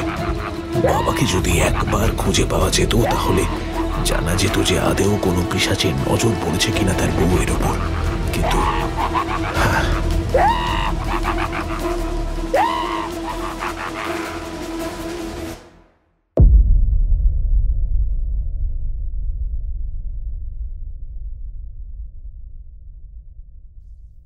শোয়েব তার বাবার খোঁজে বেরিয়েছিল। লোকটা কোথায় যেন ভোজবাজির মতো উবে গেছে। আজ মর্গ থেকে মৃতদেহ দিয়ে দেবে, কবর দিতে নিয়ে যেতে হবে মাকে। শেষ যাত্রায় বাবা থাকবে না, এটা ভালো দেখায় না। লোকটা যতই খারাপ হোক, সে ওর বাবা, ওর মায়ের স্বামী। শেষ যাত্রায় লোকটার থাকাটা খুব জরুরি। বাড়ির সামনে আসার সঙ্গে সঙ্গেই ঝড়ের গতিতে এসে একটা লোক শোয়েবের গলা টিপে ধরল। রাস্তা দিয়ে যারা হেঁটে যাচ্ছিল কেউ শোয়েবকে বাঁচাতে এগিয়েও এলো না, বরং যে যার মতো এদিক ওদিক চলে গেল। আমাকে ছেড়ে দিন। আপনি কে? চাই আপনার, আমাকে কেউ বাঁচাও। এই, কেউ তোকে বাঁচাতে এগিয়ে আসবে না, আর আমাকে আটকাই সেই সাহস এই তল্লাটে কারও নেই। আমি রহিম কসাই। এবার বলতো, আমার নীলা বেটির সঙ্গে কি করেছিস তুই? তুই আর তোর বাপ মিলে ওর সঙ্গে কি জাদুটনা করেছিস? ও এইভাবে শুয়ে আছে কেন? বল। আমাকে বিশ্বাস করুন, আমি কিছু করিনি। আমি ওকে ভালোবাসি, ওকে আমি শাদি করেছি। আর আমার বাবার সঙ্গেও আমার অনেক দিন হয়ে গেছে কোনো যোগাযোগ নেই। আমি বাড়ি থেকে পালিয়ে এসেছিলাম। শোয়েব বৃথা চেষ্টা করতে লাগলো। পাশ থেকে একটা ক্ষীণ রোগগ্রস্ত গলার স্বর শোনা গেল। ওকে ছেড়ে দাও মামা, ও কিছু করেনি, অন্য একটা লোক। আর দাঁড়িয়ে থাকতে পারল না নীলা, মাটিতে পড়ে গেল ধপ করে। শোয়েবকে তুলে নিয়ে চৌকিতে শুইয়ে দিল। বড় বড় নিঃশ্বাস ফেলছে মেয়েটা, ওর যেন শ্বাস টানতেও কষ্ট হচ্ছে। কি হয়েছে ওর? প্রশ্ন করল রহিম। শোয়েব দেখল দানবের মতো চেহারার লোকটা হঠাৎ বাচ্চা ছেলেদের মতো অসহায় দেখাচ্ছে। নীলার প্রত্যেকটা যন্ত্রণা কাতর নিঃশ্বাস যেন লোকটার মনে হাতুড়ির মতো বাড়ি মারছে। আমি জানি নীলা আপনাকে রহিম মামা বলে ডাকে। আমার মন বলছে রহিম মামা নীলাকে কোনো জিন বা পিশাচে ধরেছে। ডাক্তার বলছে মৃগী রোগ, কিন্তু আমার তা মনে হয় না। জানি না কিভাবে ওকে সুস্থ করব। ওদিকে আমার মাকেও কেউ মেরে রেখে চলে গেছে। আজ দুদিন পরে মায়ের মৃতদেহ পাবো। বাবাও যেন কোথাও ফেরার হয়ে গেছে। আমার বাবারই পাপের শাস্তি আমার মা ভোগ করেছে, বা হয়তো আমিও তারই পাপের ফল ভোগ করছি। এইসব জিন পিশাচ নিয়ে আমার বাবা নোংরা কারবার করত, তাই জন্যই হয়তো আজ আমাদের এই দুর্দশা হয়েছে। শোয়েব মাথা নিচু করে ফেলল কথা বলতে বলতে। ওর গলা ধরে আসছে। কোনো উপায় সে খুঁজে পাচ্ছে না কোনো পথ।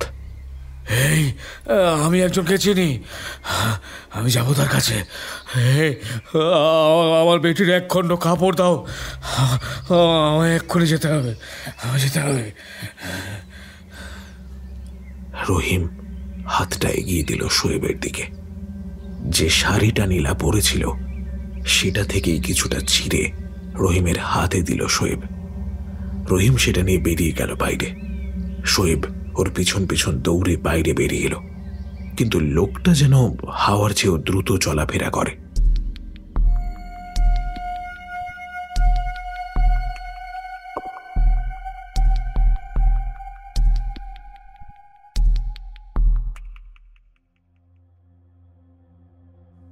কবরে বা চিতার কাঠে শোয়ালে মানুষকে আর ততটা কদর্য দেখায় না, ঠিক মৃত্যুর পরে যতটা দেখায়। মায়ের মুখের দিকে তাকিয়ে হাউ হাউ করে কেঁদে ফেলল শোয়েব। আর কখনো মাকে দেখতে পাবে না সে। বুকের মধ্যে একটা পাখি কেমন যেন ছটফটিয়ে উঠল। এই পাখিটার নাম দুঃখ। ভীষণ যন্ত্রণা দেয় এটা মানুষকে। মৌলভী সাহেব কালমা পড়া শুরু করেছেন।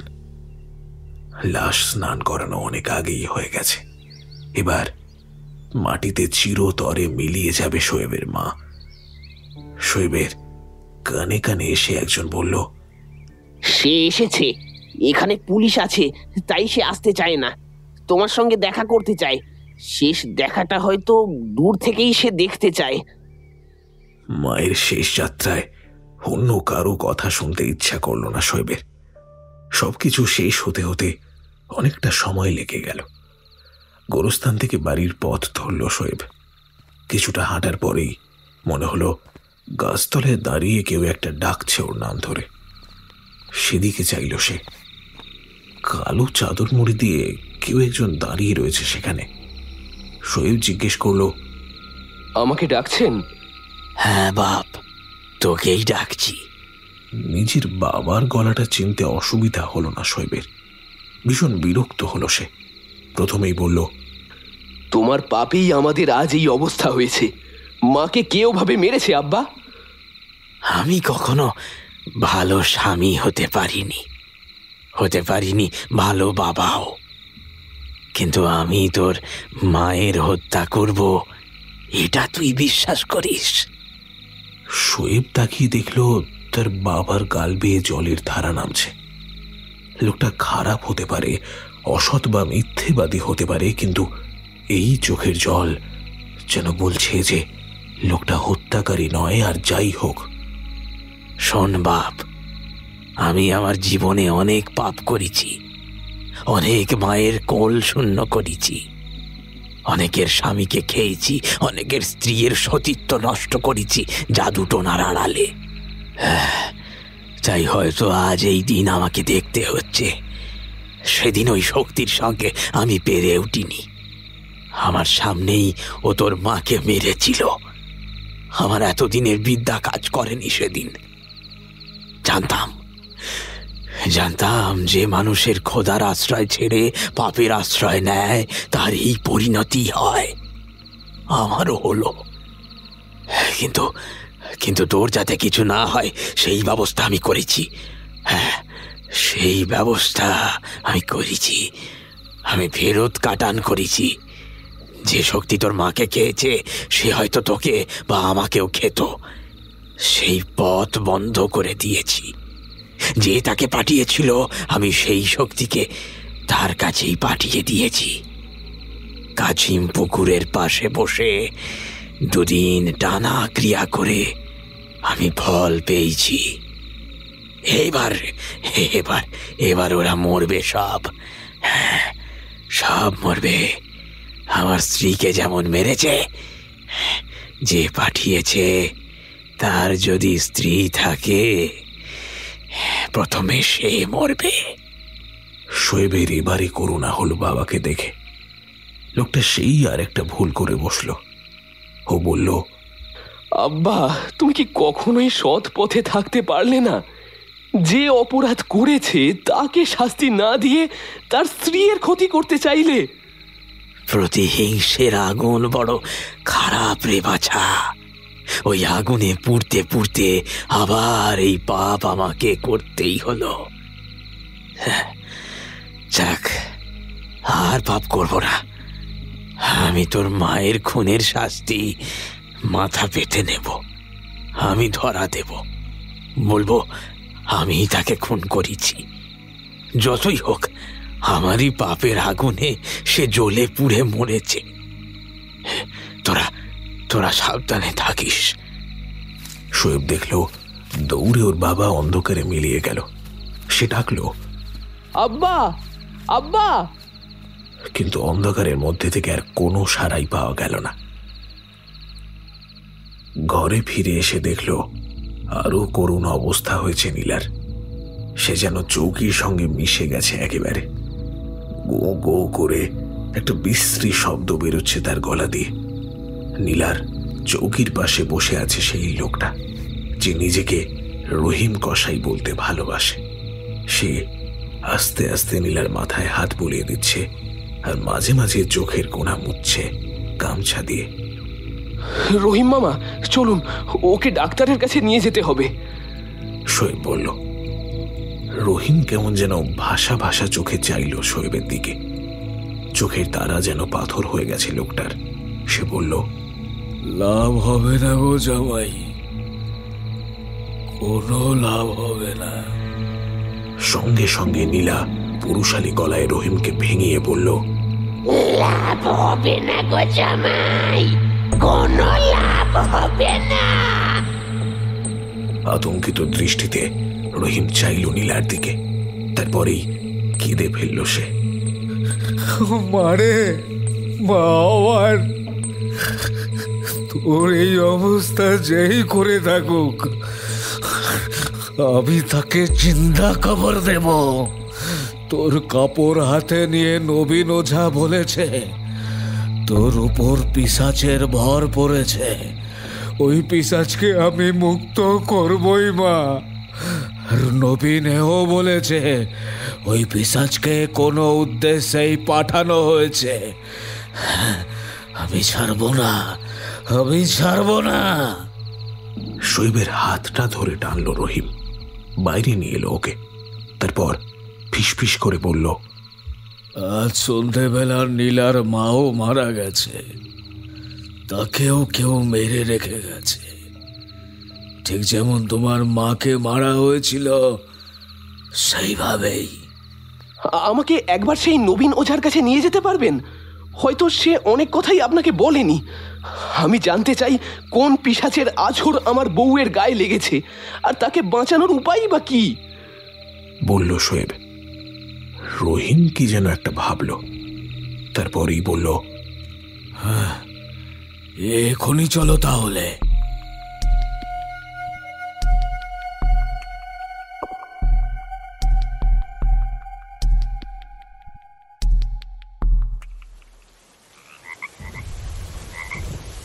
মুষলধারে বৃষ্টি নেমেছে।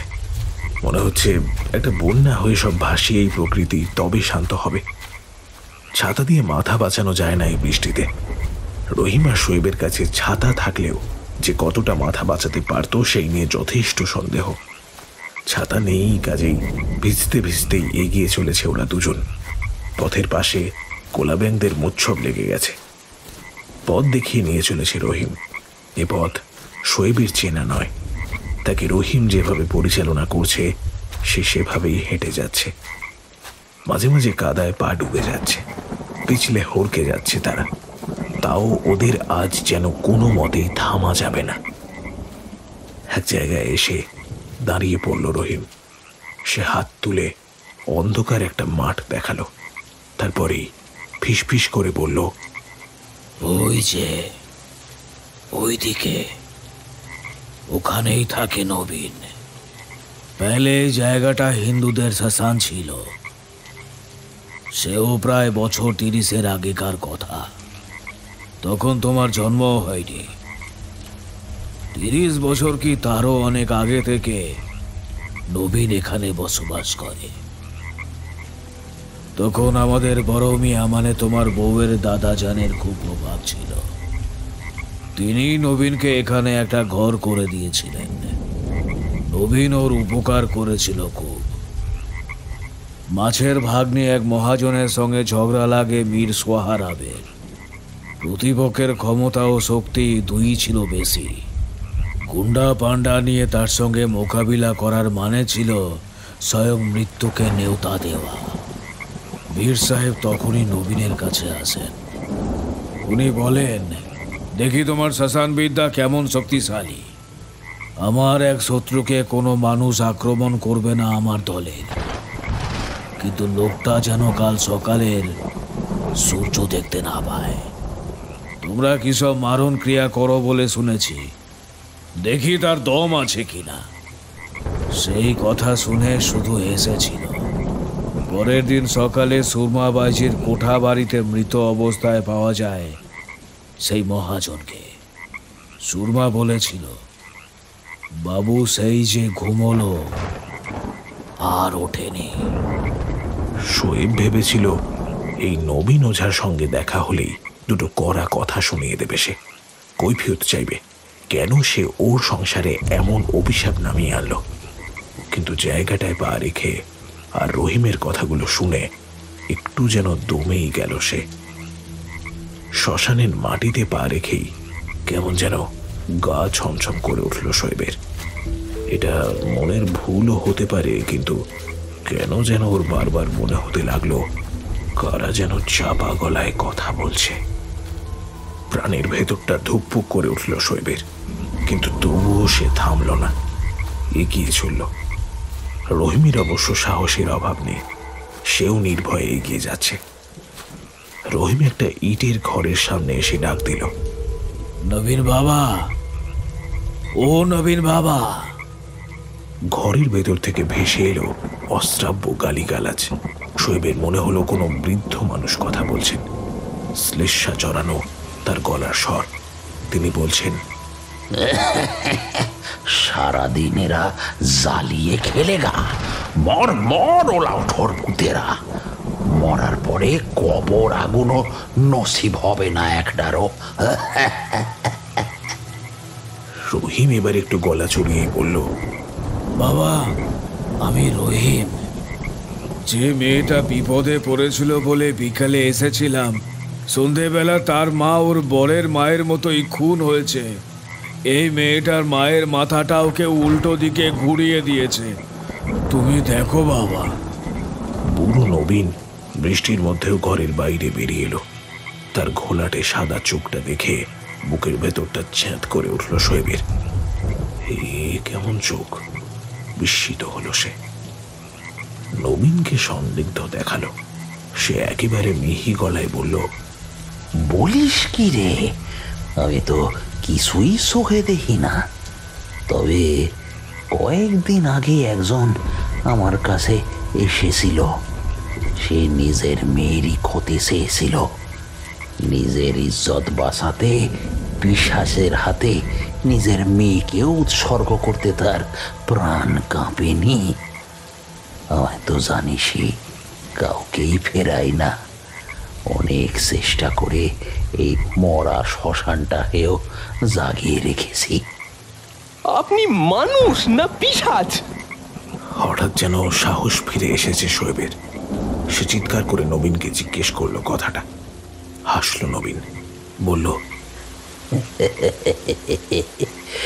এখন আর মানুষ, পিশাচ আর ভগবানে কোনো অন্তর নেই। ভেবেই বল না, ভগবানও তো ভক্তের ডাকে সাড়া দেয়, আর আমি দিলেই ক্ষতি। হ্যাঁ, ক্ষতি। আপনি যে কত বড় ভুল করেছেন সে আপনি নিজেও জানেন না। কেউ এসে আপনার পায়ে পড়ে নিজের মেয়ের ক্ষতি চাইলো, আর আপনি সঙ্গে সঙ্গে পিশাচ চালিয়ে দিলেন। এটা যে কত বড় অন্যায় সেটা আপনার একবারও মনে হলো না? শোয়েবের কথা শুনে খুব আস্তে মাথা দোলালো নবীন। ওর মুখে হাসির একটা রেখা যেন মিলিয়ে গিয়েও মেলাচ্ছে না। বড় একটা নিঃশ্বাস ছেড়ে নবীন বলতে শুরু করলো, বাপ মা সারা জীবন সন্তানদের মানুষ করার জন্য প্রাণপাত করে ফেলে, অথচ একটা সময় সন্তান তাদের অপমান করার কোনো খামতি রাখে না। ওই লোকটার ক্ষেত্রেও এই ঘটনাই ঘটেছিল। তাই আমি পিশাচ দিয়ে সেই মেয়েকে জব্দ করতে চেয়েছি। আজকাল অনেক বয়স হয়েছে, এই শ্মশানে যে আসলে কোন পিশাচ আছে তাই বুঝি না। একজনের আভাস পাই, সে বড় কাম লালসা নিয়ে মরেছে, অথবা ঠিক ঠাহর করতে পারি না সে আদৌ কোনো পিশাচ না অপদেবতা। শোয়েব বুঝতে পারল এই লোকের এখনো অনেক শক্তি আছে, কিন্তু বার্ধক্যের কারণে হয়তো কোনো ভুল হয়েছে। ও নীলার সঙ্গে ঘটে যাওয়া প্রতিটা ঘটনা নবীনকে বলল। নবীন শুনতে শুনতে একটা সময় হাত তুলে বলল,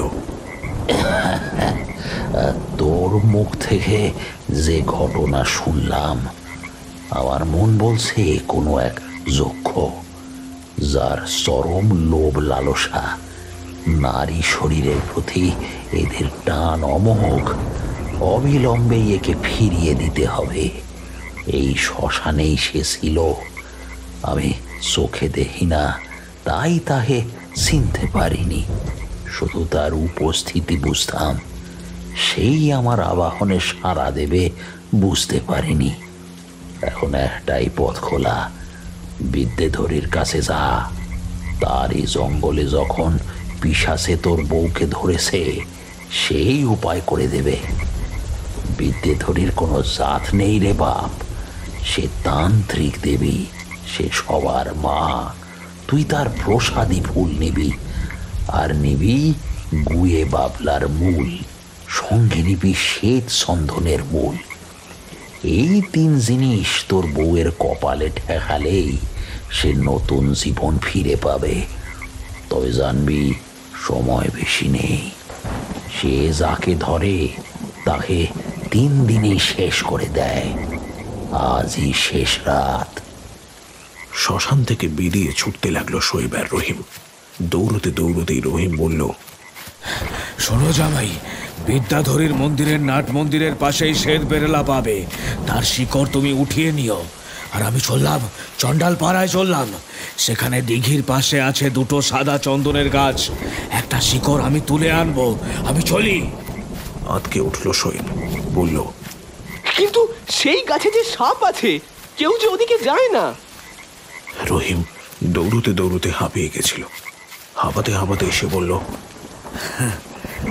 এর জন্য বাপ জান দিতে পারে বাবা, মেহরাব ওর বাপ হতে পারে, কিন্তু ওকে কোলে পিঠে আমি মানুষ করেছি। আমি চলি। শোয়েব একটা সত্য এতক্ষণে জেনে গেছে, কিন্তু সেটা প্রকাশ করলো না রহিমের সামনে। তার বাবা ফেরত আসার পরেই ওর মায়ের মতোই খুন হয়েছে নীলার মা।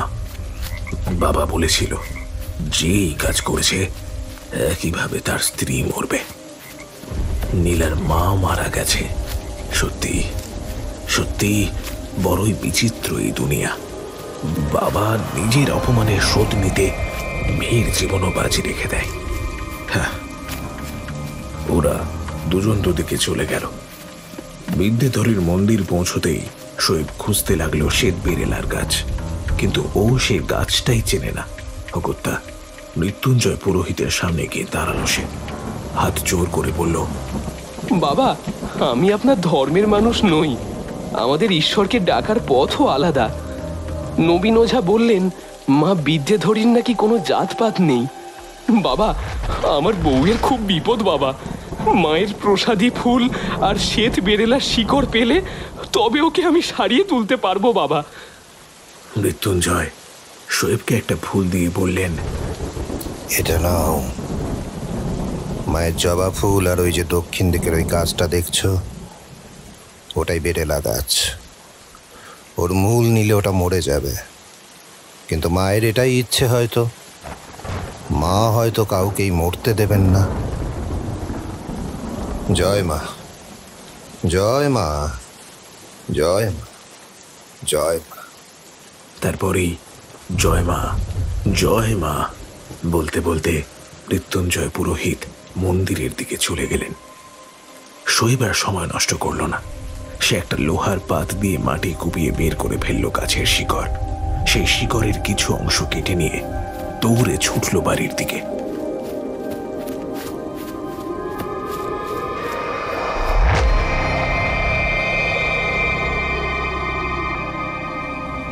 শোয়েব ঘরে ঢুকেই দেখল বড় বড় নিঃশ্বাস পড়ছে নীলার। তার সারা শরীর কেমন যেন নীল বর্ণ ধারণ করেছে, যেন কেউ বিষ ঢেলে দিয়েছে তার মধ্যে। শোয়েব অপেক্ষা করতে লাগলো রহিমের জন্য। শ্বেত চন্দন না এলে কোনো কাজই হবে না। ঘড়ির কাঁটা বলছে রাত 11:40, আর মাত্র 20 মিনিট বাকি আছে। শোয়েব মাথায় হাত দিয়ে বসে পড়ল। এখন নীলা মুখ থেকে শ্বাস টানছে, বোঝাই যাচ্ছে যে ওর ভীষণ কষ্ট হচ্ছে। একবার ডাক্তার ডাকলে হয়। শোয়েব উঠে দাঁড়ালো, কিন্তু ঠিক তখনই ঘরে এসে ঢুকলো রহিম। শোয়েব দেখলো রহিমের সারা শরীর ভিজে, চোখগুলো কেমন যেন বুজে আসতে চাইছে। সে বলল, রহিম মামা, কি হয়েছে? রহিম শোয়েবের হাতে শ্বেত চন্দনের মূলটা তুলে দিয়ে বলল, এটা বেটির মাথায় ছোঁয়াও, সময় নেই হাতে। শোয়েব দ্রুত 3টে জিনিস একসঙ্গে নিয়ে নীলার মাথায় ছোঁয়ালো। অস্বাভাবিকভাবে কাঁপতে লাগলো নীলা। ওর গলা থেকে বেরিয়ে আসতে লাগলো ভয় ধরানো নানান চিৎকার। কেউ যেন প্রবল ক্রোধে চেঁচাচ্ছে ওর শরীরের ভেতর থেকে, কারো গায়ে যেন গরম তেল ফেলে দেওয়া হয়েছে।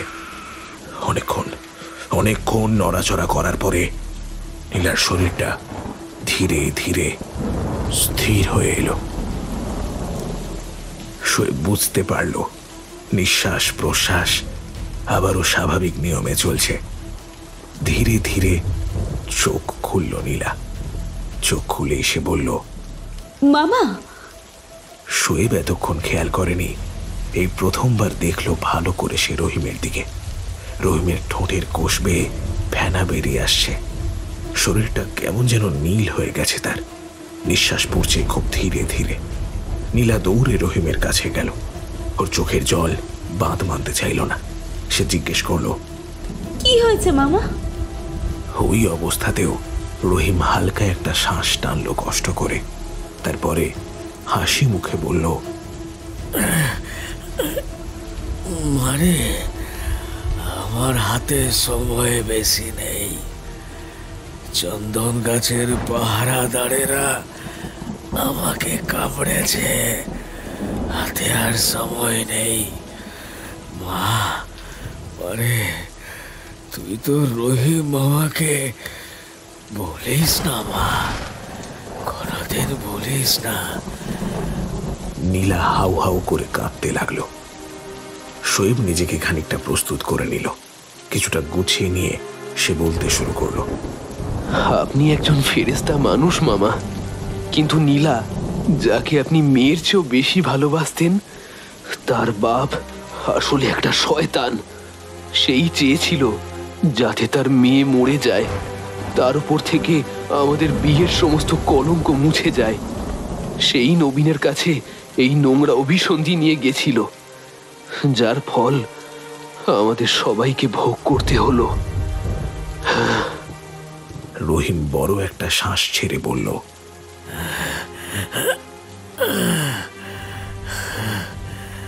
আক্ষেপ থেকে গেল। কুত্তাটাকে পুঁতে রেখে যেতে পারলাম না। ওর শাস্তি খোদার আদালতে লেখা আছে, খোদার আদালতে।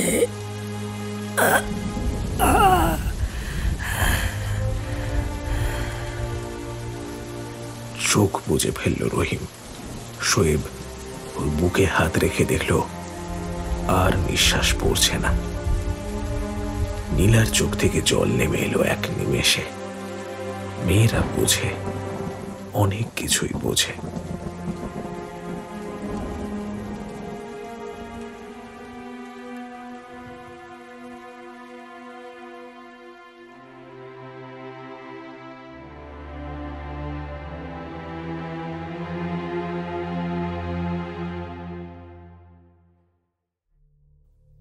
নীলা মায়ের মৃত্যুর খবর পেয়ে যখন বাড়ি গেল, দেখল বাড়িটা পুরো শ্মশান হয়ে আছে। দাদি আর কথা বলতে পারে না।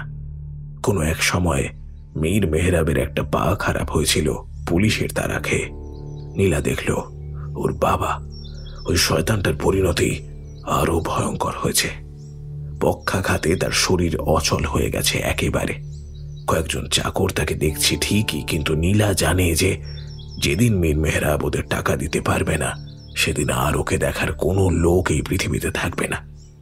মীর মেহরাব গো গো শব্দ করতে করতে নীলাকে কিছু একটা বলতে গেল। নীলা সেটা না শোনার ভান করে ঘর ছেড়ে বেরিয়ে গেল তৎক্ষণাৎ। ওর মন বলল, পাপ যখন করেছে শাস্তি পেতেই হবে। শোয়েব আর নীলার সুখের সংসার শুরু হলো। বেশ মন দিয়ে পড়াশোনা শুরু করলো শোয়েব। এবার ওকে নিজেকে প্রতিষ্ঠা করতেই হবে। ও পড়াশোনার কাজ নিয়েই থাকবে, বউকে কোনো কষ্ট পেতে সে আর দেবে না। এরই মধ্যে হঠাৎই একদিন মাথা ঘুরে পড়ে গেল নীলা। ডাক্তার মল্লিকের চেম্বারে ওকে নিয়ে গেল শোয়েব। তিনি দেখে বললেন, খুশির খবর শোয়েব, তুমি বাবা হতে চলেছ। ওদের সংসারে এখন যেন পূর্ণিমার ভরা আলো। কোথাও যেন সে রাতের অমাবস্যার বিন্দু মাত্র প্রভাব নেই। শোয়েব যেন কোনো অযত্নই করতে যায় না তার বউয়ের। এরই মধ্যে একদিন রহমান এসে খবর দিল শোয়েবের বাবা জেলে খুবই অসুস্থ হয়ে পড়েছে, একবার ছেলেকে দেখতে চায়। শোয়েব আর নীলা এ কথা শুনে জেলে দেখা করতে গেল করিমের সঙ্গে। জরাজীর্ণ চেহারা হয়েছে করিমের। ওয়ার্ডেন বলল, অনেক রোগে ধরেছে তাকে। কিডনির অবস্থাও ভালো নয়। আজকাল আর কারো সঙ্গে ভালো করে কথাও বলেন না লোকটা। একটা ঘরে আনা হলো করিমকে। ওয়ার্ডেন বলল, চিনতে পারছো? এই হলো তোমার ছেলে আর ছেলের বউ। বেশ খানিকক্ষণ শূন্য দৃষ্টি মিলে তাকিয়ে থাকলো করিম ছেলে আর তার বউয়ের দিকে। তারপর এক সময় ফ্যাঁস ফ্যাঁসে গলায় বলল, ও বাপ, এটা তো তোর বাচ্চা না রে? তোর বউয়ের পেটে পিশাচের বাচ্চা আছে। আব্বা, কি বলছো কি? চেঁচিয়ে উঠল শোয়েব। ওয়ার্ডেন বলল, আপনারা যান, ওর মাথাটা পুরোই খারাপ হয়ে গেছে। জানি না কবে কি খবর শোনেন। ভারাক্রান্ত মন নিয়ে জেল থেকে ফিরে এলো নীলা আর শোয়েব। বাবা অমন কথা কেন বলল কিছুই বুঝতে পারল না শোয়েব।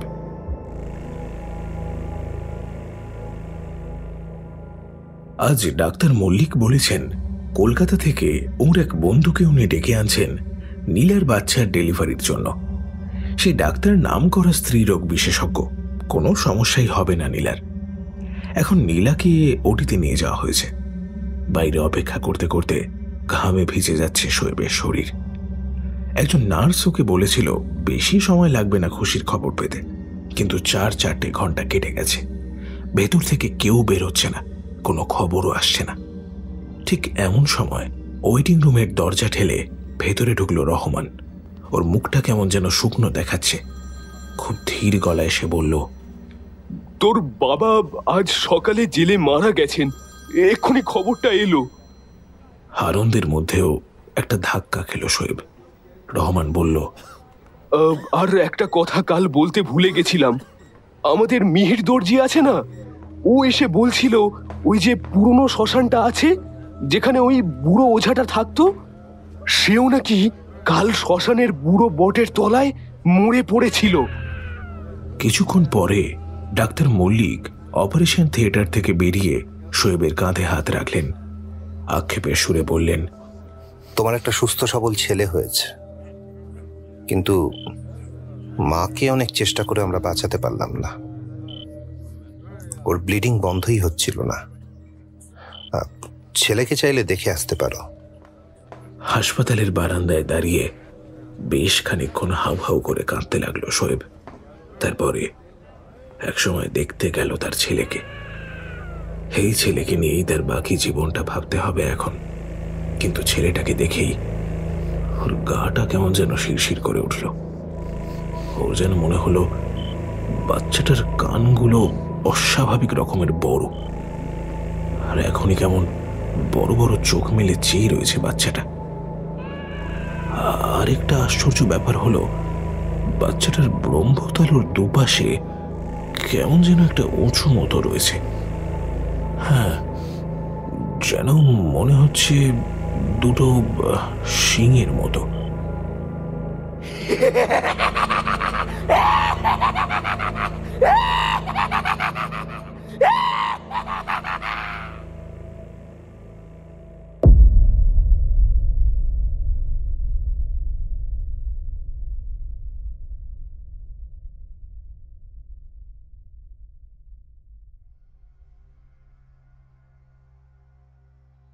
শেষ হলো স্কেরি টেলসের বিশেষ নিবেদন মনীষ মুখোপাধ্যায়ের কলমে অমাবস্যা।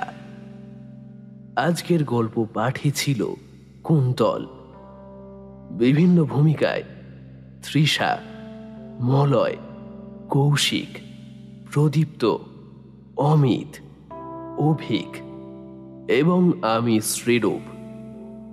আজকের গল্পের সাউন্ড ডিজাইন ফিনিক্স অডিওভার্স, গল্পের পোস্টার ডিজাইন এবং সমগ্র পরিকল্পনা ও পরিচালনায় আমি শ্রীরূপ। তোমরা চাইলে তোমাদের লেখা গল্প আমাদের স্কেরি টেলসের জন্য পাঠাতে পারো, তবে একটা বিষয়ে একটু খেয়াল রেখো বন্ধু, গল্পের ন্যূনতম শব্দসীমা যেন অবশ্যই 5000 হয় এবং গল্পের সঙ্গে গল্পের একটি সার সংক্ষেপ তোমরা 250 শব্দের মধ্যে লিখে আমাদের অফিসিয়াল মেল আইডিতে ডক ফাইলের সাথে পাঠিও। যে কোনো প্রয়োজনে তোমরা আমার সাথে সরাসরি আমার ফেসবুকেতে যোগাযোগ করতে পারো। এছাড়া তোমরা চাইলে আমাদের স্কেরি টেলসের ফেসবুক গ্রুপেও জয়েন হতে পারো, নিচে ডেসক্রিপশন বক্সে লিংক দিয়ে রাখলাম। আজ আমরা আমাদের পাশে পেয়েছি ফ্রিকি ফ্রাইডে স্টোরিজ থেকে তৃষাকে, আড্ডাবাজ থেকে মলয় এবং প্রদীপ্তকে এবং থ্রিল চার্জার থেকে অভিককে। ওদের অসংখ্য ধন্যবাদ আমাদের এই বিশেষ উদ্যোগে আমাদের পাশে থাকার জন্য। ওদের চ্যানেলগুলোর লিংক নিচের ডেসক্রিপশন বক্সে দিয়ে দিলাম। অবশ্যই কিন্তু তোমরা ওদের চ্যানেলগুলো থেকেও ঘুরে এসো এবং ভালো লাগলে অবশ্যই কিন্তু ওদের চ্যানেলগুলো সাবস্ক্রাইব করো। তাহলে কেমন লাগলো আমাদের আজকের গল্প অবশ্যই কিন্তু সবাই কমেন্ট করে জানাও। আমি কিন্তু তোমাদের প্রত্যেকের কমেন্ট পড়ি এবং তার সাথে রিপ্লাইও দিই।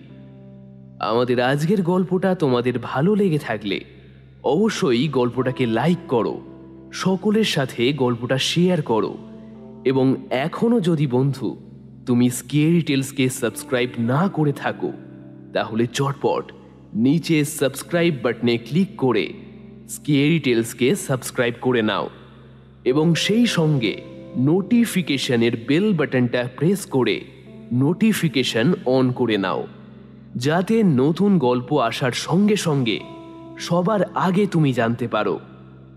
তাহলে আজকের মতো এইটুকুই। খুব তাড়াতাড়ি আবারও তোমাদের জন্য নতুন গল্প নিয়ে ফিরছি।